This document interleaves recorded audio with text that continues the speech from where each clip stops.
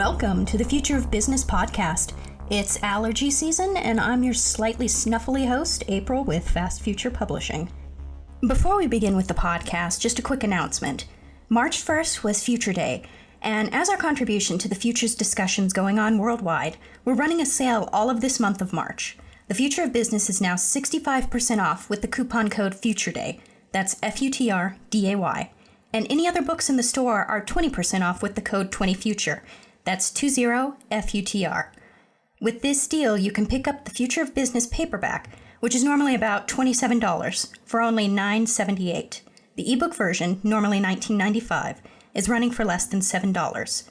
That's a 566-page tome of a book from 60 Futures thinkers for less than $10. The offer ends March 31st, so head over to fastfuturepublishing.com and get a copy for yourself, friends, and colleagues before then. Details for the deal will be in the show notes. And thank you for supporting us. In today's episode, I've got Alexandra Whittington reading the chapter she co-authored with Amir Bar, entitled Mobile 2030, Scenarios for the Role of Mobile Technology in Society. Amir Bar is an instructional designer and a learning product developer focused on mobile learning development and how people learn through mobile devices. He's created more than 20 mobile assignments for professors from different departments at the University of Houston.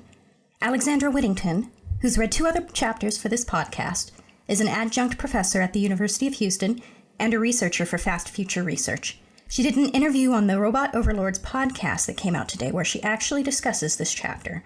I'd highly recommend checking out their podcast and taking a listen to her interview. There will be a link to the Robot Overlords podcast episode in the show notes. Here's Alexandra Whittington reading the chapter she co-authored with Amir Bar, Mobile 2030, Scenarios for the Role of Mobile Technology in Society, from The Future of Business.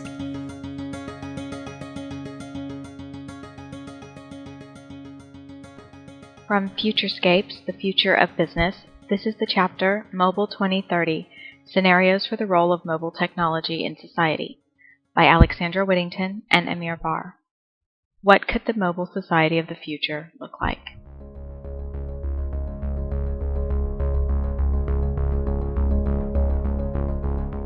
The Mobile 2030 scenarios rest on key uncertainties, major questions that might be resolved by the time horizon in question, and will have a considerable influence on the direction of change. The advantage of scenarios is that they allow previews of what life will possibly be like when strategic issues are resolved one way or the other. In this case, 2 key uncertainties are: 1. What will the status of resources used in mobile technology be like in 2030? Scarcity or abundance? Availability of the raw materials required to make mobile technology is an unknown into the 2030 time horizon. So are the long-term political, economic, and environmental consequences of their use. Scarcity or abundance refers also to the status of most natural resources in the world in 2030. 2. How will mobile users in 2030 relate to their personal technological devices? Will mobile be one's better half, a desirable, safe, non-threatening, and helpful partner that enhances the user's life? Alternatively, could it be our frenemy, a friend that is actually one's enemy, a source of endless surveillance, privacy violation, and damage to relationships, opportunities, health, and lifestyle?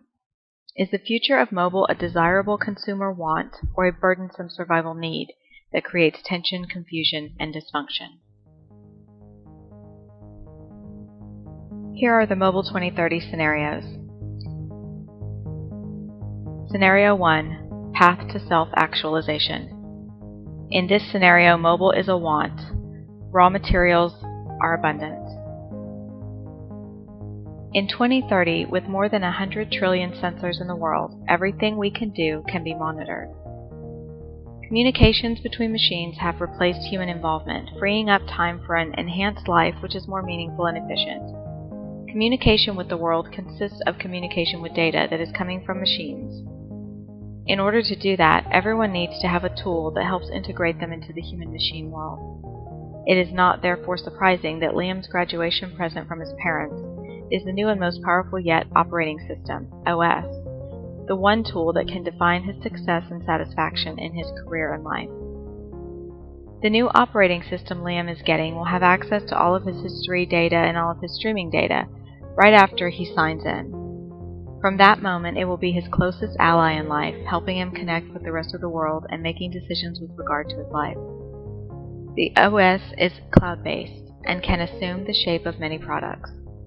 Liam can carry a mobile device to communicate with it, but his OS can also be accessed via his car, TV, and many other devices. Liam is young and healthy, but his OS still collects and organizes all the information about his health, from what he eats to how many steps he walks every day. It monitors his body vitals via small sensors on his clothes and body. The OS is constantly communicating with Liam's doctor's office, which is run by another OS, to make sure that everything is on track. If needed, Liam's OS reminds him that he needs to do more exercise to keep up with the yearly plan, or that the combination of food he is about to order made him feel bad last time he had it.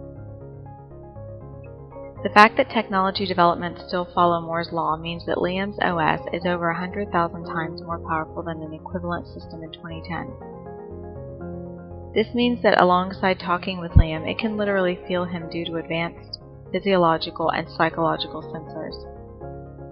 In fact, his OS is so powerful that Liam's career is going to be dependent on his ability to work together with the OS to achieve his future work objectives.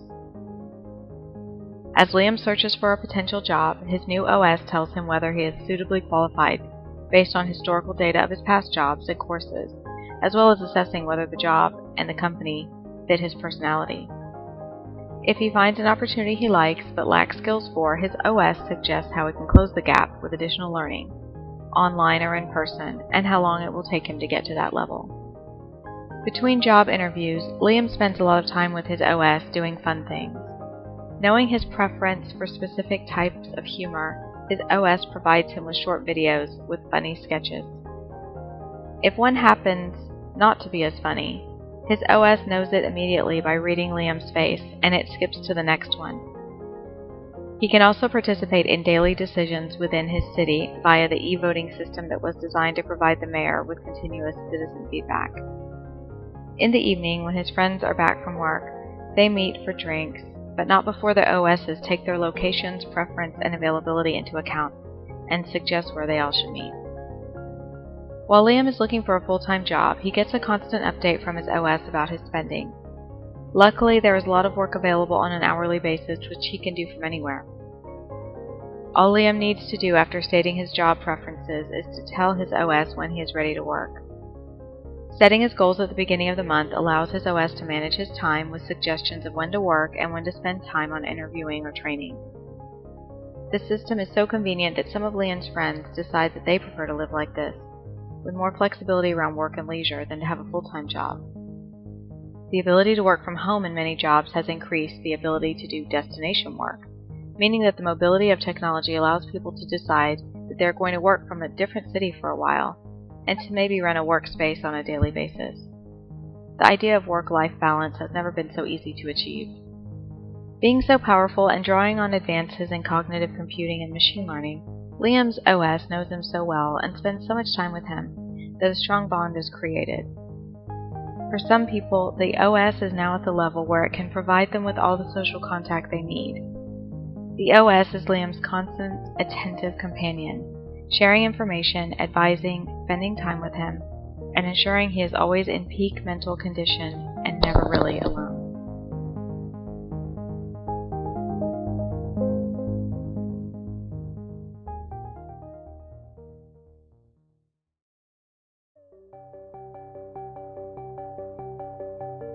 Scenario 2. Insecure attachment. Mobile is a need. Raw materials are abundant. It's April 14th, 2030, and Emma is searching for the receipt for the smart home system she installed back in December. The government will give her $250 for making her house more energy efficient. However, what Emma really wants is to get one more government reward star to complete the series of 50. With 50 stars, she will be able to be one of the lucky people who gets a 12-month pass for her mobile data program, which is only available from the government. With many cheap models of mobile devices available, consumers are now more focused on finding a cheap and stable data plan. This government plan is only available for those assessed as productive citizens. Without it, one cannot maintain a normal life. This mobile device data plan is offered by the government for free, but users have to share all of their information to prove they are making productive use of their time. The devices are still made from toxic materials, but competition with other nations does not allow any government to ban them. The newly elected U.S. President promised to invest more in finding a way to make non-toxic mobile devices. Good citizens share their data with government computers, which then decide what government services they can access and what education and development programs they can attend. For example, at the age of 15, the government decides what profession a person is going to pursue. The government asks the person what they want to do, but this accounts for only 15% of the decision. The remainder is calculated based on 15 years of data that was accumulated on the individual. If a person was out of the government data plan for even a few weeks during the 15 years, their chances of enjoying a good career are much lower. At age 15, people also start to vote, which is mandatory. More importantly, their voting ratio is chosen. Depending on their performance and behavior, their vote can be worth as much as 20 times more than the standard vote. In this way, the government ensures the greatest influence on decisions is given to the people who contribute the most to the country. Once the ratio is chosen, it is very hard to increase it, but easier to decrease it if the person does not stay productive or if they break the law. Given that the government is collecting all the data, even good citizens do not use their mobile devices for everything. Attachment to devices is not that high because it is used mainly for completing life's essentials rather than for organizing free time and social activities. There are many models of approved mobile devices, and people mostly replace them to show what level of data plan they have, which typically reflects their socioeconomic status. While no one is really attached to their mobile device, it is the most important device most people own. The chance that the government will reduce the size of the data plan or even remove it from a person can be a devastating experience. The punishment for most common crimes involves losing status in the data plan, and people are constantly aware of the implications if they do not follow national laws and regulations. Punishments for serious crimes may result in losing a data plan for years, and it's not surprising that identity theft is a common crime and one of the biggest risks for society. After the government made the mobile device the official source of personal identification, it also established capital punishment for identity theft. Governments are constantly investing more in technology to prevent identity theft, but with roughly 1 in every 32 citizens having their data plan removed for one reason or another, the motivation to steal a data plan is still high.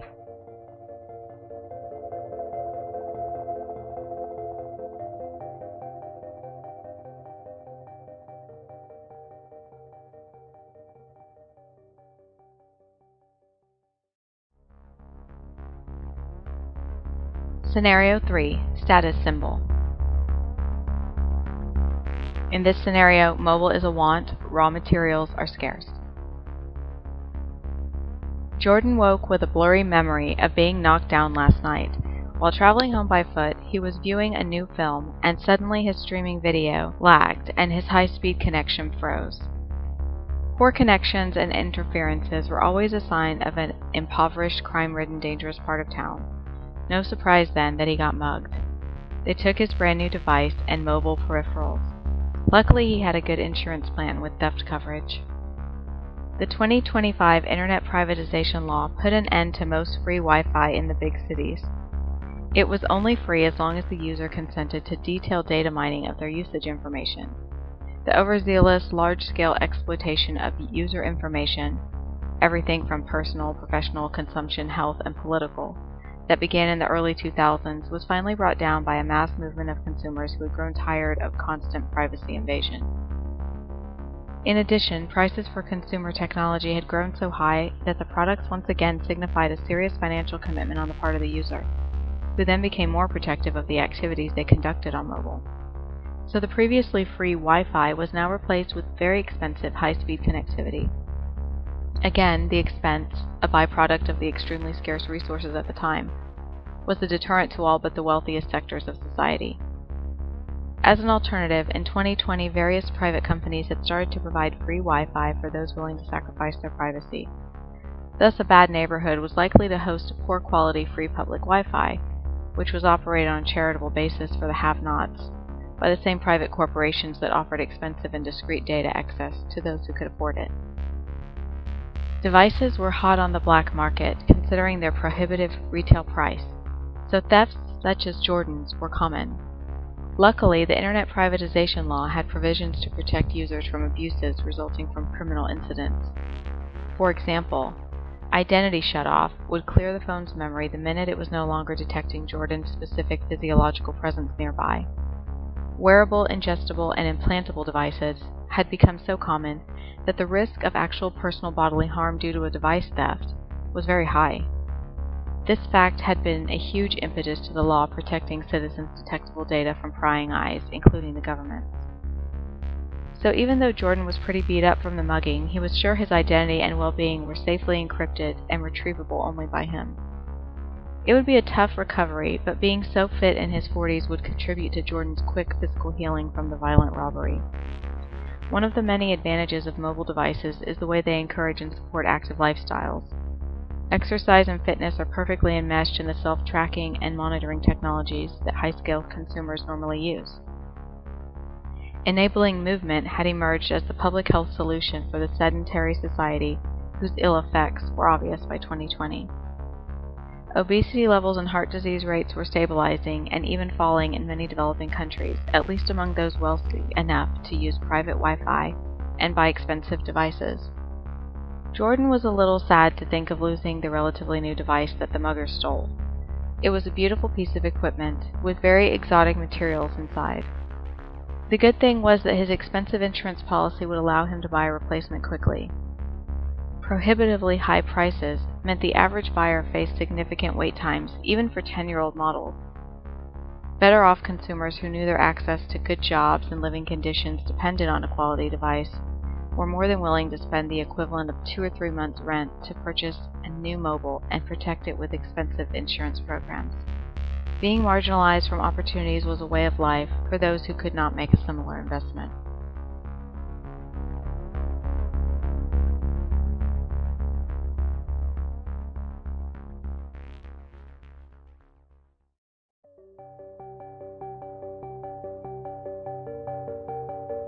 Scenario 4. Big Brother.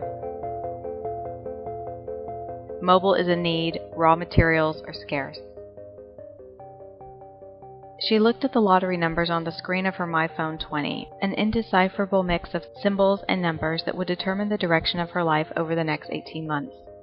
Her dreams of having a second child in the near future were dashed when she realized that if she didn't land the non-toxic model she'd hoped for, her fertility would suffer.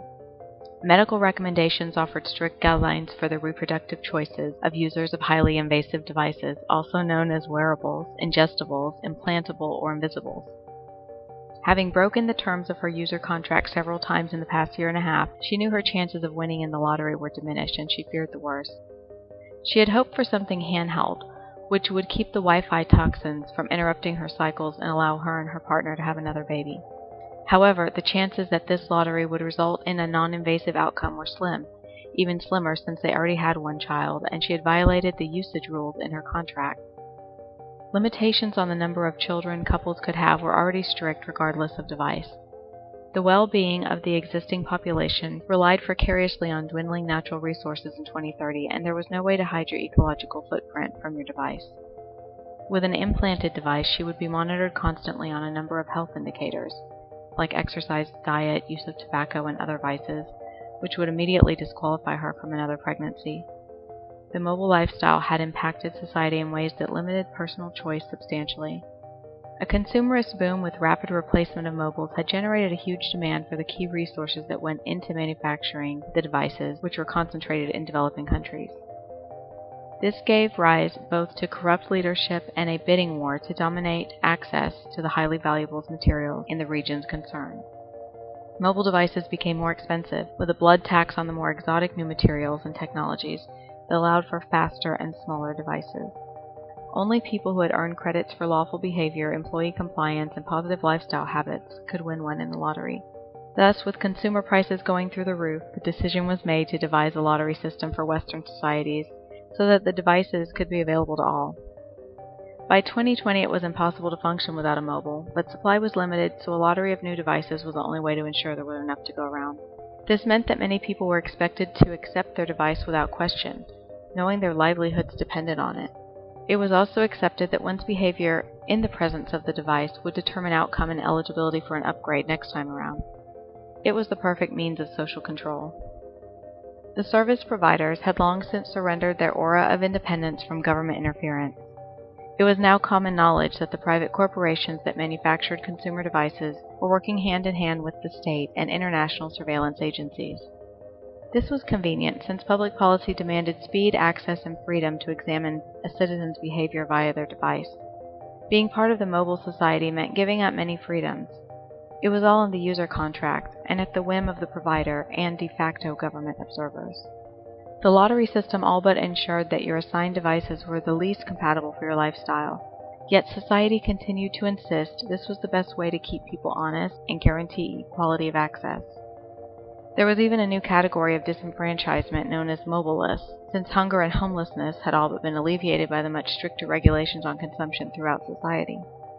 A guaranteed minimum income had been implemented in many countries, so a new criteria of disadvantage was created to describe the people at the very bottom, the untouchables whose lives were not dictated by mobile.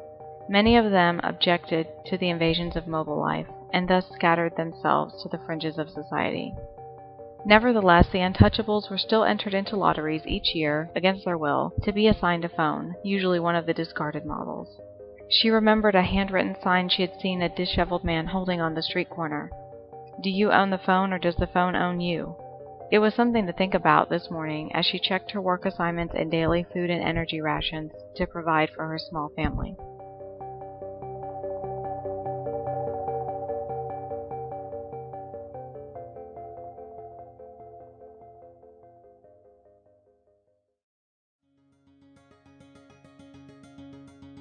The Mobile 2030 scenarios highlight how both our social and working lives could become increasingly centered on the mobile device and how it could effectively become the controlling agent in our lives, controlling our access to education, opportunities, services, and resources.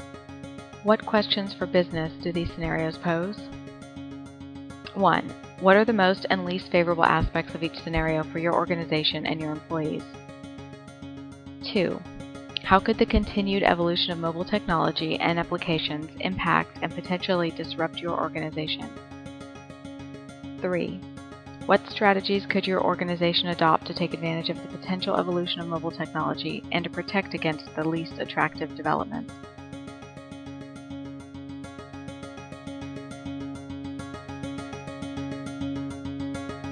Thanks for tuning in today, and a big thank you to Alex for spending so much time, and I mean probably hours and hours of time, recording the longest chapters in the Future of Business for this podcast.